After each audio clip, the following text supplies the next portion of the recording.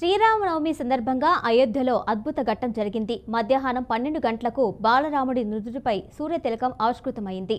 58 మిల్లీమీటర్ల వ్యాసార్థంతో సూర్యకిరణాలు ప్రసరించాయి. ఈ అద్భుత ఘట్టాన్ని ప్రత్యక్ష ప్రసారం ద్వారా లక్షలాది మంది భక్తులు వీక్షించారు.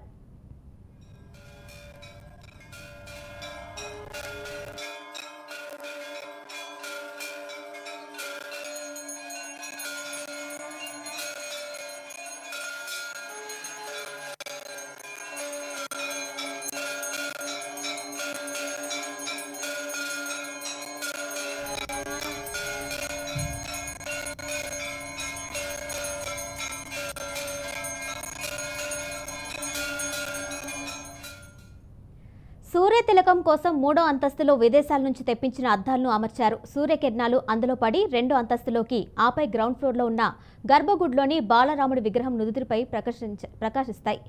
సూర్యుడిని గమనాన్ని, కిరణాలు ప్రసరించే కోణాన్ని లెక్కగట్టి ఈ అద్దాలను ఏర్పాటు చేశారు. దీంతో ప్రతి సంవత్సరం శ్రీరామనవమి రోజు మాత్రమే ఈ అద్భుతం ఆవిష్కృతం కానుంది.